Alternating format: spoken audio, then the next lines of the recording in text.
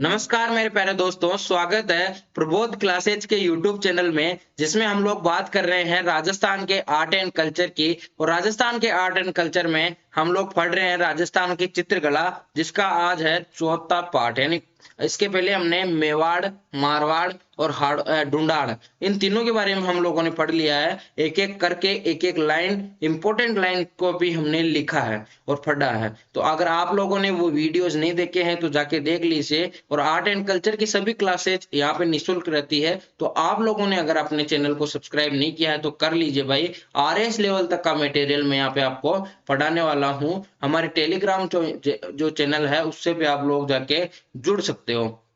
आज जो हम लोग बात करने वाले हैं मेरे दोस्तों, वो बात करने वाले हैं हाड़ौती स्कूल ऑफ पेंटिंग के बारे में। किसके? Hadoti school of painting. इससे पहले हमने क्या क्या पढ़ लिया देख लीजिए। एक तो मेवाड़ पढ़ लिया अपन ने, फिर दूसरा अपन ने पढ़ा मारवाड़, मारवाड़, और तीसरा हमने पढ़ा ढूंढाड़, ढूंढाड़ है ना। और चौथा अपना कौन सा है? हाड़ौती। और इन सब के बारे में जो है वो महत्वपूर्ण महत्वपूर्ण डिटेल्स हम लोगों ने अपने पार्ट 1, 2 और 3 इन सब में हम लोगों ने पढ़ ली है।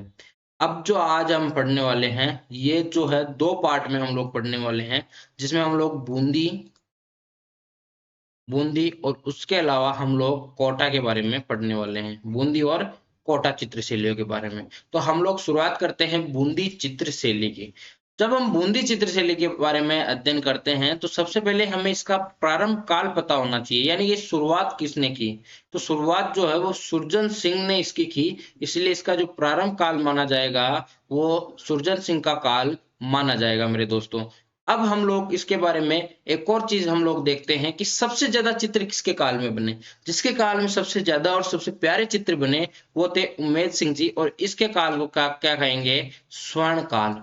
यानी कि जिसके भी काल में है सबसे ज्यादा चित्र बनेंगे, सबसे ज्यादा अच्छे चित्र बनेंगे, तो उसका काल क्या कहलाएगा? उम्मेद सिंह का काल। अब भाई एक बात बताइए भाई, कोई भी अगर युद्ध होता था, आप आपने जब जहां तक पढ़ा होगा हिस्ट्री में, तो बहुत सारे युद्ध होते थे, बहुत सारे वो होते थे। तो राजा महाराजों का एक ही काम तो रहता नहीं था कि कोरा युद्ध करना है, हारना है, लड़ना है, सो जाना है। वो जो बाकी टाइम बचता था, जब युद्ध नहीं होते थे, तब राजा अपने अपने जो है राज्य का विकास करते थे। अलग अलग प्रकार की बावड़ियां, महल, किले और ये सब चीजें बनाते थे। तो ये सब चीजें बनाते थे, इस पे सुंदर सुंदर चित्रकारियां करते थे। तो इस टाइम जो है स्वर्ण काल जो अपन देख रहे थे, स्वर्ण काल अपना उम्मेद सिंह का काल जो है वो कहलाएगा।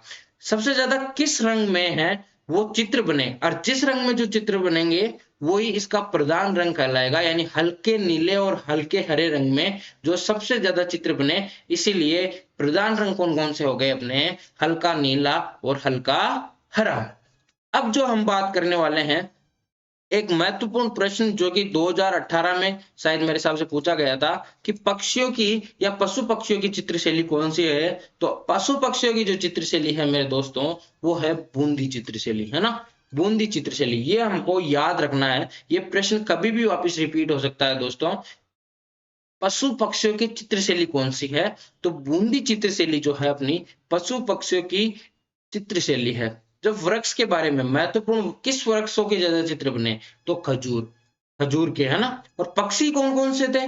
पक्षियों में सबसे ज्यादा चित्र बने मोर के, और फिर बने तोता के। और पशुओं में पूछ ले जाए तो पशुओं में बता दो भाई, शेर और हिरण। हाँ, शेर और हिरण। और वहीं भोग विलास व अंतपुर के चित्र भी इसमें बने। यानी चित्र कौन कौन से बने? खजूर के बने, मोर और तोता के बने, शेर और हिरण के बने, है ना। भोग विलास व अंतपुर के चित्र बने। और एक चित्र कैसा बना?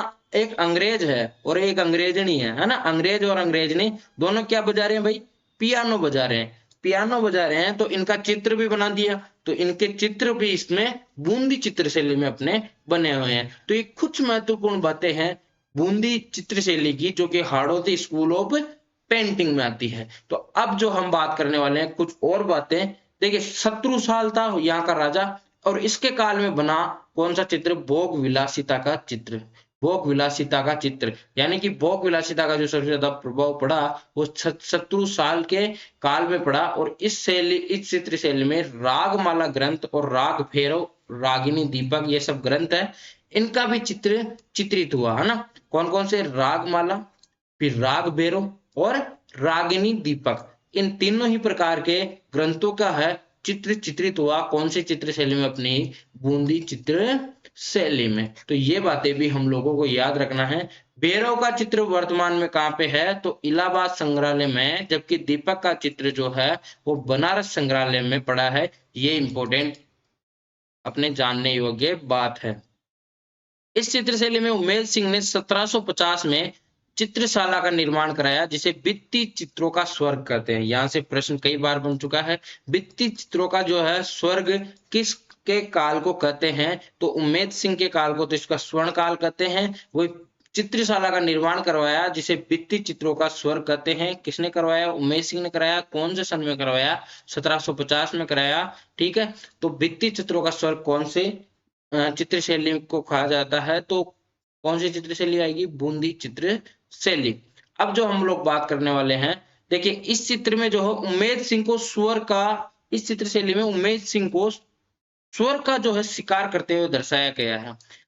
उमेश सिंह को किसका? स्वर का शिकार करता है, मतलब कि उस टाइम शिकारियों को, शिकार बहुत ज्यादा खेला जाता था, शिकार को दर्शाता है ये चित्र, है ना। किस उस टाइम शिकार भी खेले जाते थे, ऐसा दर्शाया जाता है इस चित्र शैली में। ठीक है, इस चित्र शैली में रंग महल का निर्माण छत्रसाल ने करवाया। यह चित्र शैली मेवाड़ मालवा चित्र शैली का मिश्रण है। मेवाड़ और मेवाड़ प्लस मालवा, मालवा का मिश्रण है। कौन सी चित्र शैली? अपनी बूंदी चित्र शैली। और इसमें रंग महल का जो है निर्माण कराया किसने? छत्रसाल ने। किसने? छत्रसाल ने। अलवर चित्रशैली के पश्चात सोना चांदी, अलवर में मैंने बताया था ना सोना चांदी के रंगों का प्रयोग, तो यहाँ पे भी सोना चांदी के रंगों का प्रयोग किया गया। और प्रमुख जो चित्रकार थे वो कौन थे? सर्जन अहमद, डालू, भीखराज, कृष्णा और भोमा, कृष्णा और भोमा।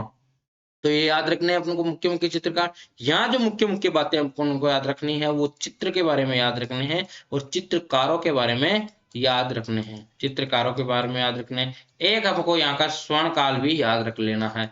और एक जो प्रश्न वो याद रखना है, पशु पक्षियों की चित्रशैली है। पशु पक्षियों की चित्रशैली है ना, चित्र शैली है। तो इतनी बातें हम लोगों ने कर ली है बूंदी चित्रशैली के बारे में। अब जो हम लोग बात करेंगे वो करेंगे कोटा चित्रशैली के बारे में। किसके बारे में? कोटा चित्रशैली के बारे में, जिसमें सबसे पहले इसका प्रारंभ काल हम लोग देखते हैं।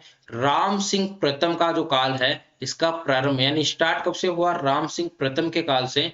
वही स्वर्ण काल जो अब हम पूछे हैं, स्वर्ण काल आपको पूछ ले तो उमेश सिंह का काल ही है जो इसका स्वर्ण काल कहलाएगा। और यहाँ भी जो रंग है वो सेम है, हल्का और हल्का नीला और हल्का हरा, हल्का नीला और हल्का हरा, यानी बूंदी चित्रशैली से यहाँ पे जो समानता दर्शा रही है। शिकार चित्रशैली कहलाएंगे। कौन से? शिकार की चित्रशैली, यानी कि सबसे ज्यादा चित्र किसके बने हैं? शिकार करते हुए राजाओं के। और एकमात्र ऐसी चित्रशैली है जब महिलाएं भी शिकार कर रही है, अगर आपको पूछ ले तो वो है अपनी कोटा चित्रशैली। कौन सी? कोटा चित्रशैली। इसमें कौन कौन से चित्र बने प्रमुख? कांटा निकालती हुई महिला, कांटा निकालती हुई महिला, बेटी की विदाई, बेटी की विदाई दर्शाई गई है। कांटा निकालती हुई महिला, बेटी की विदाई, संगार वेला राम द्वारा हिरण का शिकार, हिरण का शिकार मतलब सबसे ज्यादा शिकार किए। और महिला द्वारा हाथ में तीर कमान है, महिला के हाथ में तीर कमान है। इस प्रकार के कुछ चित्र वो अपने कहां से मिले? कोटा चित्र शैली से। इस शैली में जो है मृग नयनी आंखें यानी हिरण के समान आंखें और आम पत्र समान, आम्र पत्र समान की आंखें, ऐसे भी चित्र यहाँ पे चित्रित हुए हैं। तो ये भी मुख्य बातें हमको ध्यान रखनी है। जो है कोटा चित्रशैली जाला हवेली भित्ति चित्रशैली हेतु प्रसिद्ध है ना। हवेलियों पे, हवेलियों की भित्तों पे यानी दीवारों पे जो है चित्र बनाए गए। और इसके लिए प्रसिद्ध कौन सी है? कोटा चित्रशैली। इसके अलावा कौन सी है? शेखावाटी चित्रशैली भी भित्ति चित्रों के लिए जो है प्रसिद्ध है। राजस्थानी विचारधारा की चित्रकला का आरंभिक मुख्य केंद्र कौन सा है? बीकानेर है। ये आपको याद रखना है। ये कोटा चित्रशैली से संबंधित नहीं है लेकिन इंपॉर्टेंट प्रश्न है, इसलिए मैंने यहाँ लिख दिया। राजस्थानी विचारधारा की चित्रकला का आरंभिक मुख्य केंद्र कौन सा है? आपको पूछ ले तो बीकानेर है। कौन सा? बीकानेर। मेवाड़ में रागमाला, रसिक प्रिया, गीत गोविंद जैसे लघु चित्रशैली महाराणा जगत सिंह के काल में चरम सीमा पर पहुंची। तो ये सब प्रश्न भी आपको याद रखने हैं। ये कोटा चित्रशैली से नहीं है संबंधित, लेकिन कोटा चित्रशैली से संबंधित कौन सा है, ये। देखिए प्रमुख चित्रकार गोविंद राम, ये नूर मोहम्मद याद रखना है आपको, और डाल्लू, नूर मोहम्मद और डाल्लू तो ये आपको याद रखना है। इसके अलावा लालचंद हो गया, रघुनाथ हो गया, भूरा हो गया। आपको यहाँ कंफ्यूज नहीं होना है, क्योंकि सेम नाम भी आ रहे हैं इसमें बहुत सारे, तो आपको एक एक करके अच्छी तरह से इसको पढ़ना है। इसके नोट्स मैं आपको टेलीग्राम चैनल पे डाल दूंगा। आप लोगों ने अगर वो ज्वाइन नहीं किया है तो इस वीडियो को देखने के बाद फर्स्ट कमेंट में आपको इसका लिंक मिल जाएगा। अब कुछ महत्वपूर्ण चित्र शैलियां देखते हैं। शाहपुरा चित्रशैली है ना, शाहपुरा चित्रशैली। देखिए फड़ चित्रण के लिए प्रसिद्ध जो है चित्रण का जन्म मेवाड़ चित्रशैली में भित्ति चित्रण से माना जाता है, यानी भित्तों पे चित्र होने लगे।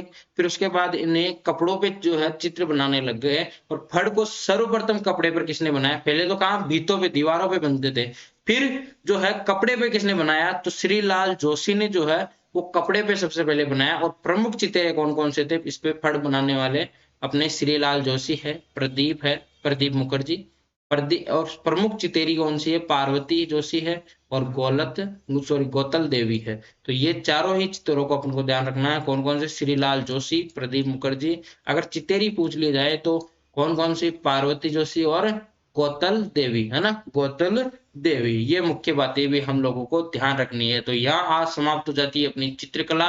और चित्रकला के जो बाद में हम लोग बात करेंगे वो करेंगे राजस्थान की स्थापत्य कला। और इसके बाद में जो हम बात करेंगे कुछ महत्वपूर्ण बिंदुओं के बारे में, जहां हम लोगों की आर्ट एंड कल्चर के बहुत सारे मुख्य मुख्य टॉपिक जो समाप्त हो जाएंगे। अगर वीडियो अच्छा लगा हो तो लाइक कर देना। कुछ आज क्या है, गर्मी ज्यादा है तो कुछ थोड़ा सा मुझे लग रहा है कि मैंने इसमें थी इतनी बातें वैसे तो, लेकिन फिर भी बहुत सारी बातें मैंने आपको लगभग बता दी। यहाँ से आपको प्रश्न बैठ जाएगा 100%।